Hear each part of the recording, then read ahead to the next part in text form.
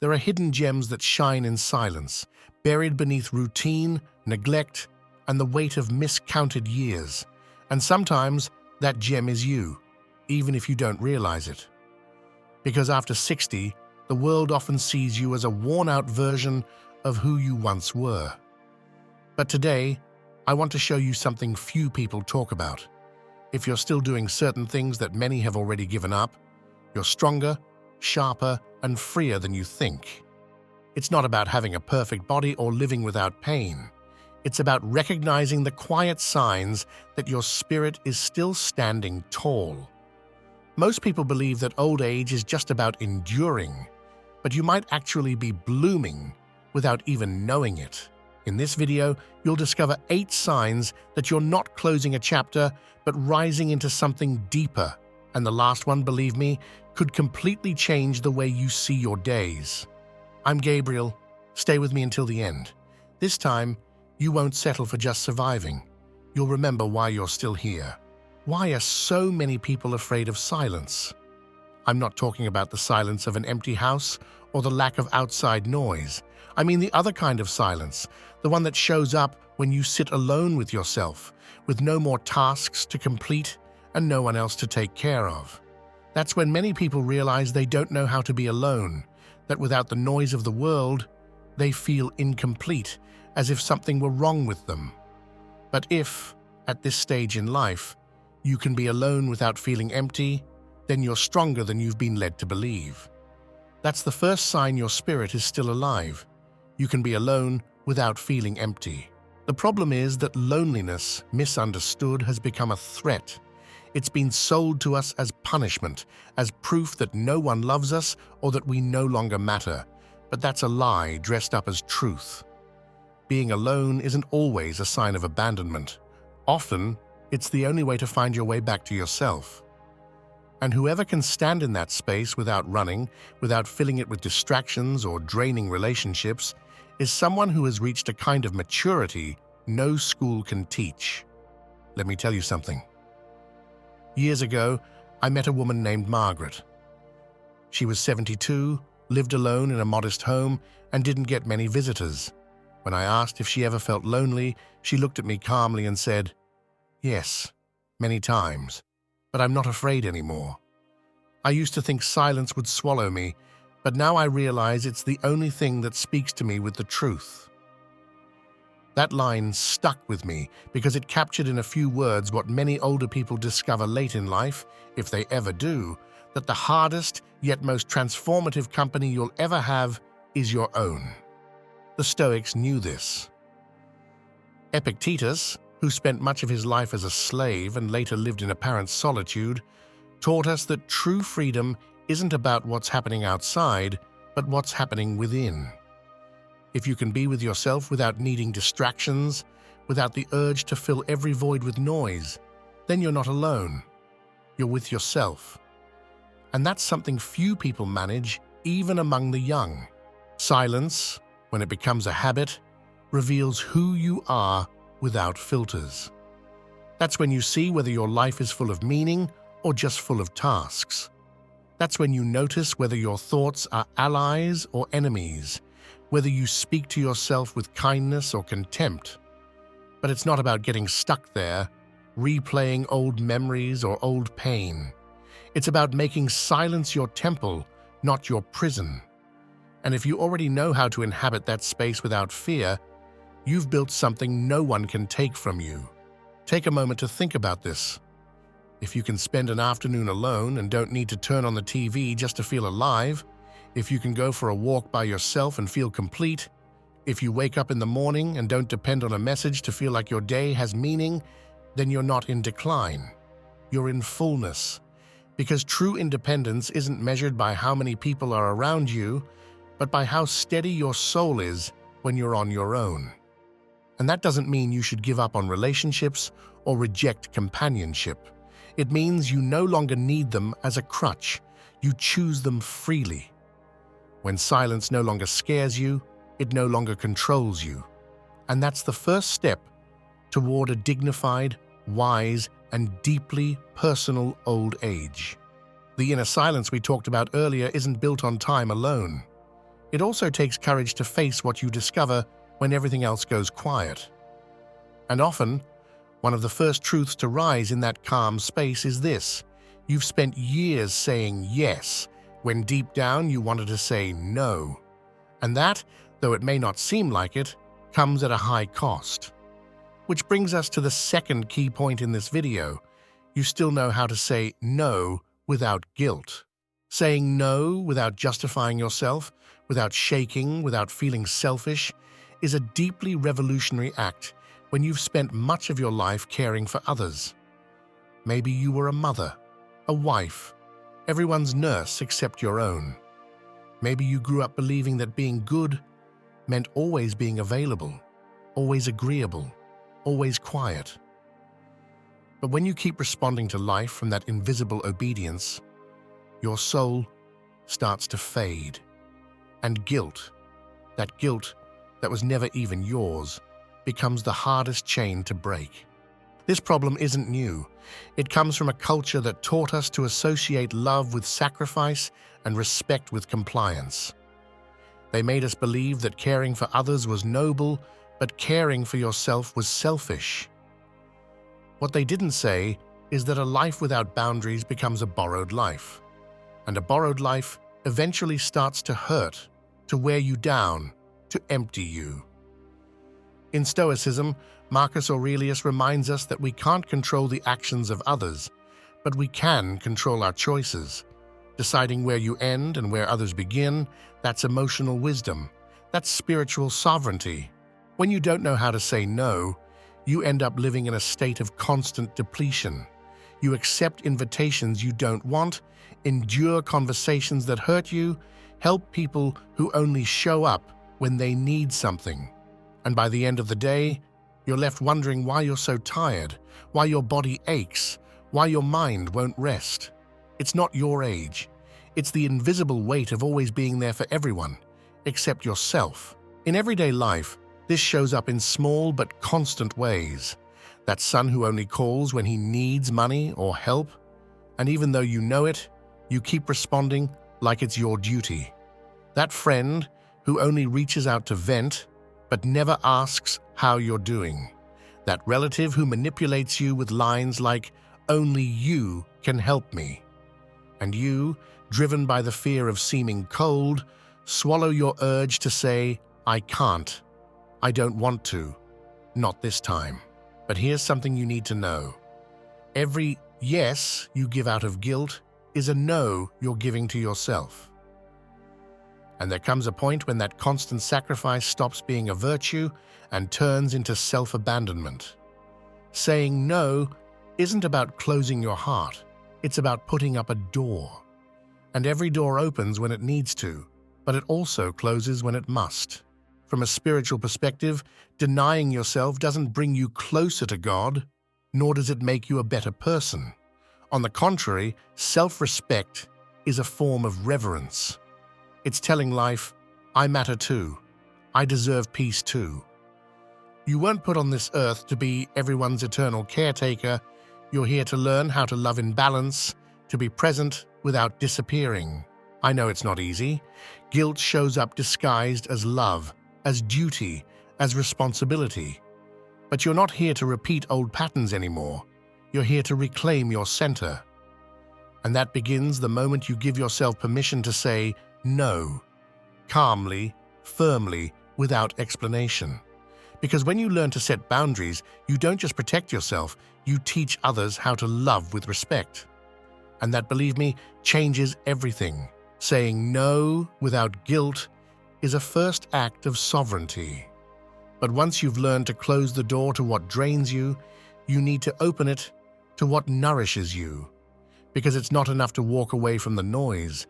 You also need to learn how to find beauty in the silence. And that brings us to the third point of this video, which may seem simple, but holds one of the deepest keys to a clear, grounded life. You enjoy the simple things as if they were sacred. This is where things start to shift. While many are still chasing hollow goals, you've discovered, or you're starting to discover, that what's essential may not shine, but it runs deep. The The culture of consumption taught us to look for greatness in the external, expensive trips, perfect relationships, achievements that others applaud. But once you cross the threshold of 60, you begin to realize that the most important moments made no noise.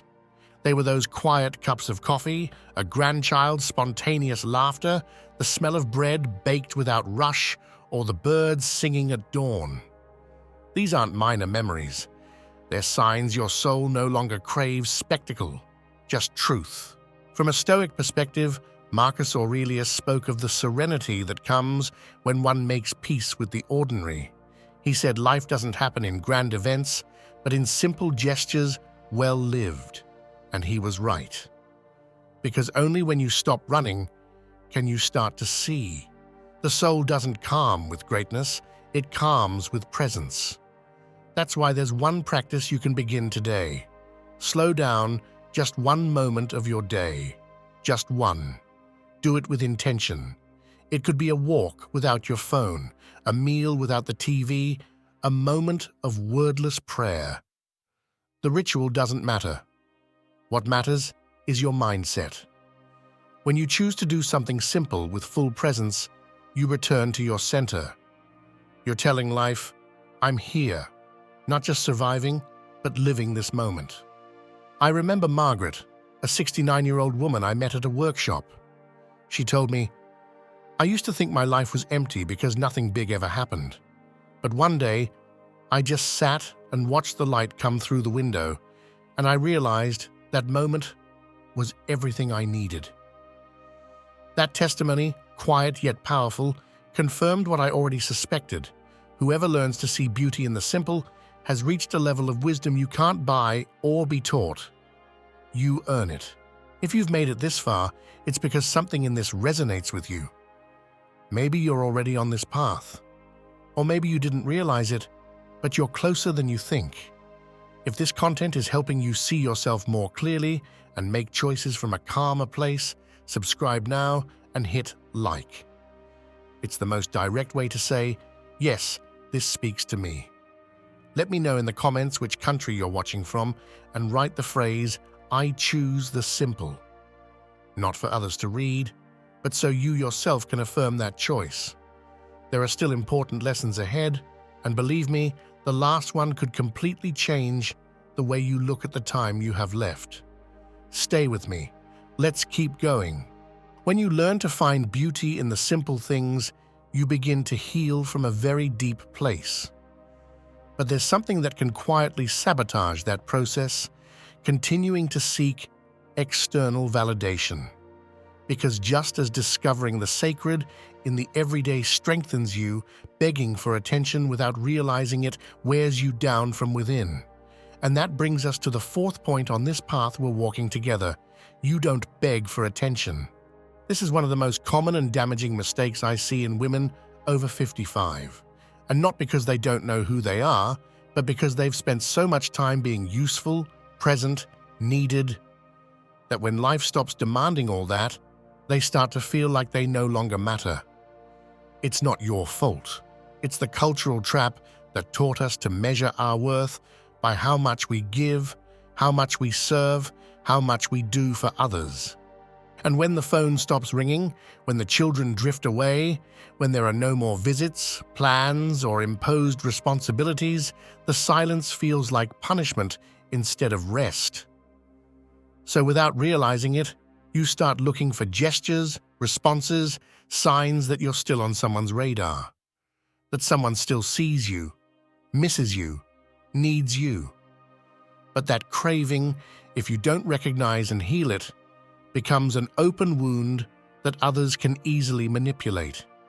Begging for attention doesn't always look like it sounds. Sometimes it takes the form of messages you wait for that never arrive, favors you give in hopes of being acknowledged, visits you tolerate even if they exhaust you, just to feel accompanied. Sometimes you even catch yourself excusing neglect or mistreatment with phrases like, "They're just busy," or "I was like that when I was younger." But deep down, you know something's off. You're holding on to connections that leave you empty just to avoid feeling invisible. and that's a form of self-betrayal. From a Stoic perspective, Seneca spoke of dignity as an inner flame no one should extinguish, not even you. And that dignity begins with recognizing that your worth doesn't depend on your role in someone else's life, but on the relationship you have with yourself. You don't need to beg for presents if you're already present for yourself. You don't need to be told you matter if you've built a life that proves it daily, in every gesture, even if no one applauds it.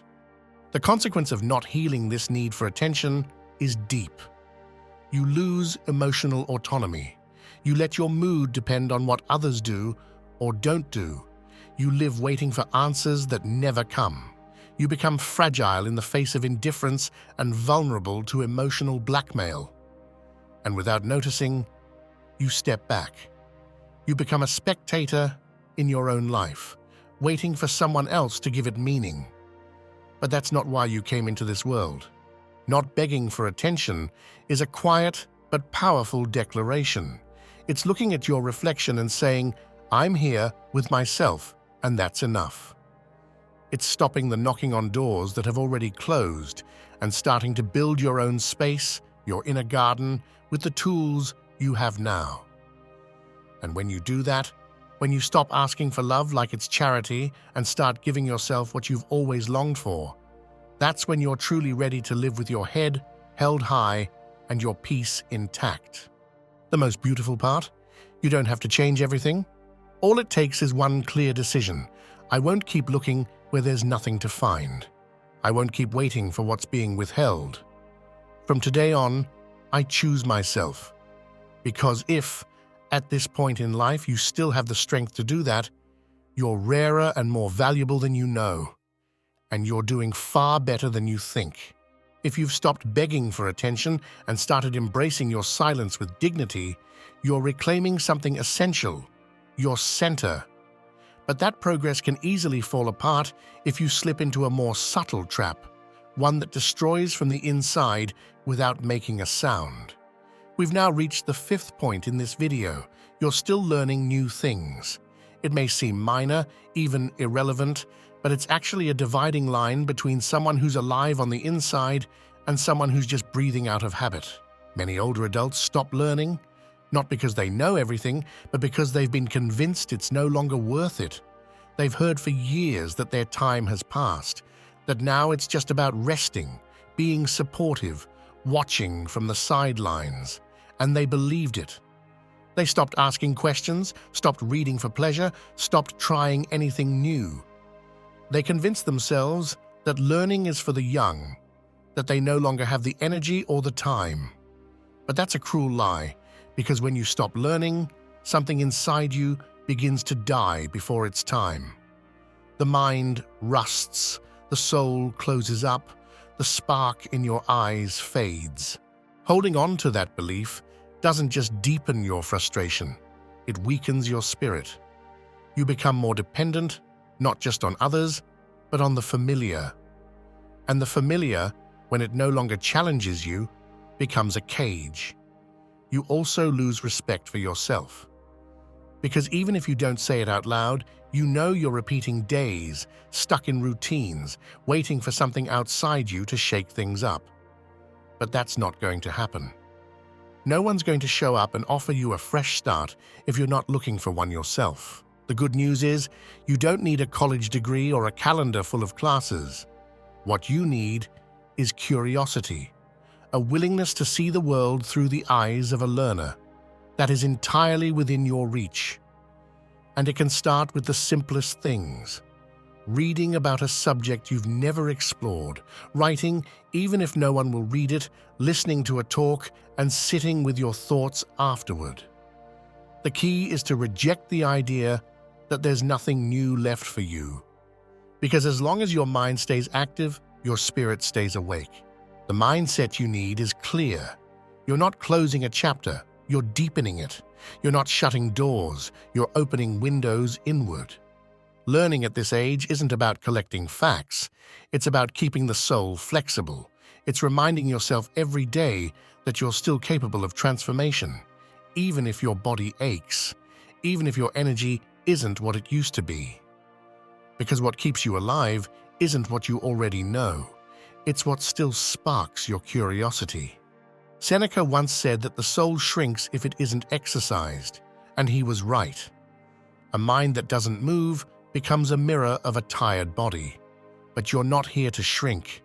You're here to keep growing, even if that growth is inward. So stop asking whether it's worth learning something new.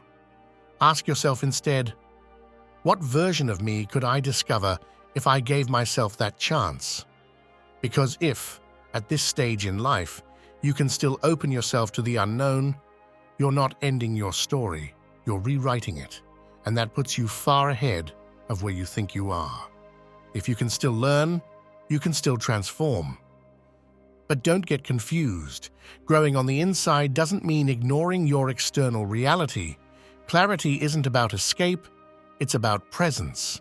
And that's why, after opening your mind, you also need to take a hard look at another part of your life, your ability to take care of yourself without relying on others. We're now at the 6th point in this video, and it's time to talk about something many people avoid until it's too late. You can care for yourself without waiting for someone else to do it. I want you to picture this scenario with total honesty. One day, your body starts to slow down. Nothing serious, but it's uncomfortable. Your back hurts, something falls on the floor, and it's hard to bend down. You struggle to sleep, and when you wake up, no one's there. No child checking in to see if you need anything, no message on your phone, no neighbor peeking in to see if you're okay. It's just you, only you. Now answer this bluntly. Can you get through that day without feeling defeated? Do you have the strength, the organization, the calm to carry yourself through it without falling apart? Many would say yes, but the truth shows up in the small things. When you stop cooking with care, when your house stays messy because no one's coming over, when you eat whatever's closest without asking yourself if it's good for you. That's where self-betrayal begins.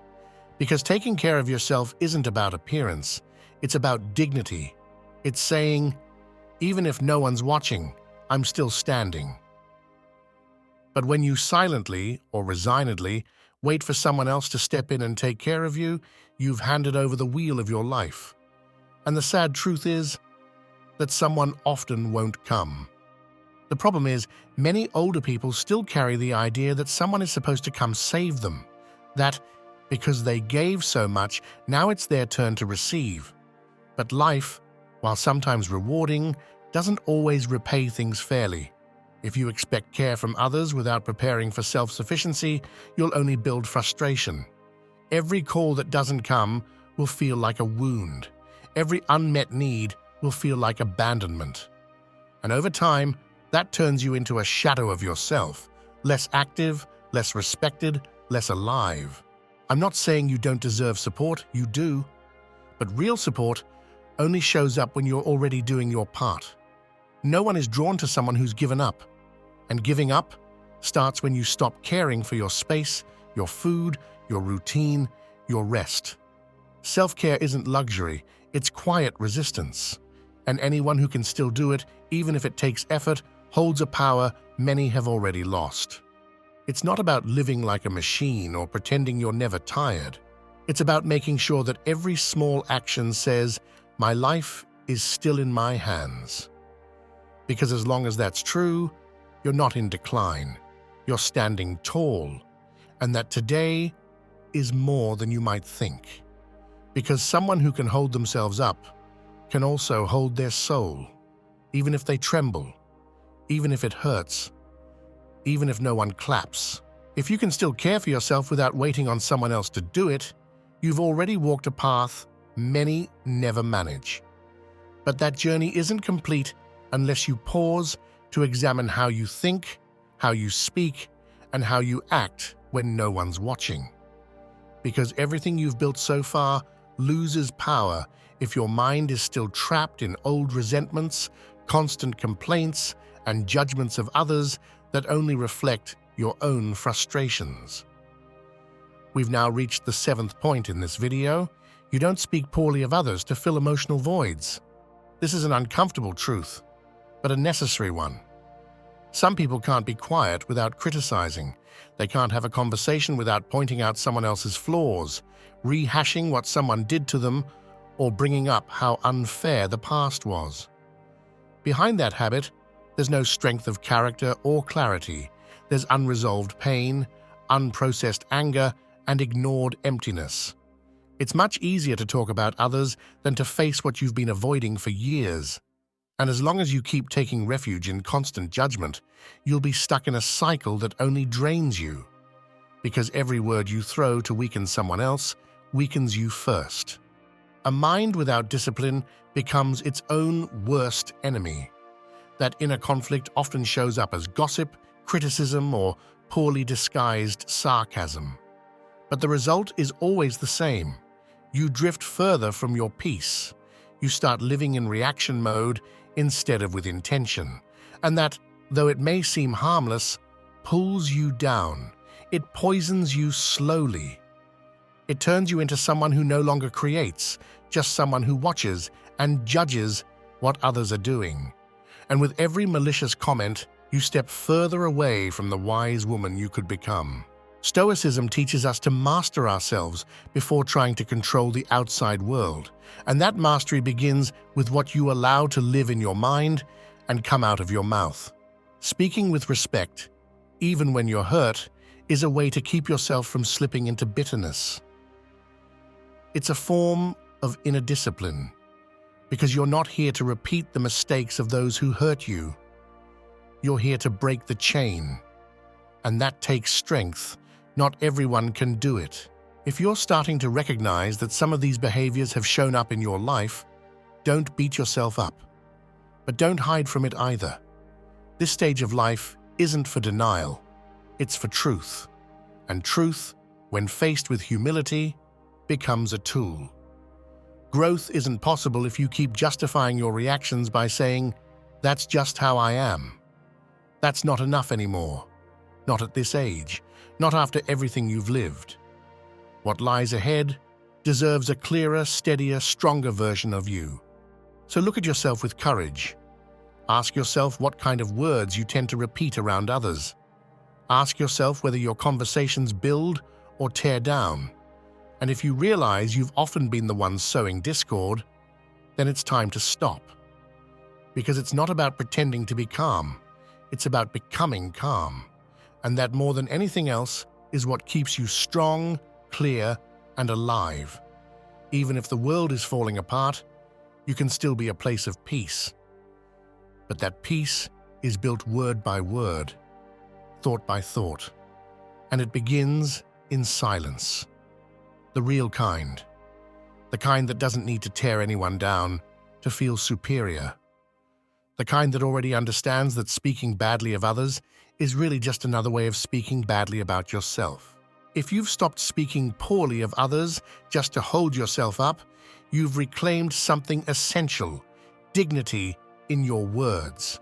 But there's one last silent test that shows whether you're truly living from your center or just surviving with better habits. And that test is revealed in how you see your days, especially the ones that aren't perfect. We've reached the 8th point in this video. You allow yourself to feel gratitude even in the middle of uncertainty. This isn't a feel-good phrase or a gentle suggestion. It's a raw, brave, radical decision. Because anyone can feel grateful when everything's going well, but only a woman who's truly awake can say thank you when life doesn't go according to plan. That kind of gratitude isn't resignation. It's an inner cry that says, "I'm still here." It's looking at your tired body and still recognizing that it's holding you up. It's opening your eyes one more morning and instead of mourning what's missing, honoring what still remains. The practical step you can take starting today is brutally simple. Before going to bed, write down one thing you're grateful for from that day. Just one. No matter how small. The taste of your coffee, an unexpected message, the warmth of the sun on your skin. Don't do it to feel better. Do it to train your vision. Because if you don't practice seeing what you do have, your mind will keep spinning around what you lack, and that will wear you down. But doing it once isn't enough. You have to keep doing it every day, even when it's hard, even when you don't feel like it, because gratitude is an inner muscle, and like any muscle, it goes numb if you don't use it. And the only way to keep it strong is to act, even when the emotion isn't there. Big changes don't start with emotion, they start with a decision. I know there are gray days, days when it's hard to find anything worth being thankful for. But those are the days when it matters most, because gratitude isn't just a gesture, it's a stance toward life. It's saying, even if everything's uncertain, I choose to see things differently. That choice makes you the owner of your path, not of what happens, but of how you face it. There's no going back after this. If you wait for your surroundings to change before feeling better, you'll always be at the mercy of others. But if you pick up a pen and paper today and write down what you're thankful for with conviction, you're declaring something far bigger, that you decide how to live this stage of life, with heaviness or with peace, with complaint or with gratitude. The choice isn't theoretical, it's practical, and it starts now. No one else will do it for you. No one else needs to. Because if you can feel gratitude even in the middle of the mess, then you're no longer waiting for life to save you. You're already saving yourself. You've made it to the end of this video, and that says far more about you than any words could. Because what you just heard wasn't entertainment or easy comfort. It was an invitation to wake up. And waking up at this stage of life isn't a poetic gesture. It's a hard, lonely, uncomfortable decision. Many people look the other way when faced with these truths because accepting them means giving up excuses, stopping the blame, and taking the wheel of a life that may have been drifting for far too long. But you stayed, and that puts you in a different place. It makes you responsible, yes, but it also makes you free. What you're doing is no small thing. Listening all the way through means you're willing to face what others avoid, that you understand fulfillment doesn't just arrive on its own. And if you can still be alone without falling apart, say no without guilt, learn without fear, and feel gratitude even without guarantees, then you're not just alive, you're awake. Not perfect, not invincible, but deeply conscious. And that's where real change begins. I want you to leave a comment with the phrase, "I'm stronger than they think," and tell me which country you're watching from. Not for statistics, but because this community needs to be seen, to be known, to realize it's not alone. My name is Gabriel, and this space, the Stoic Garden, exists for one clear reason.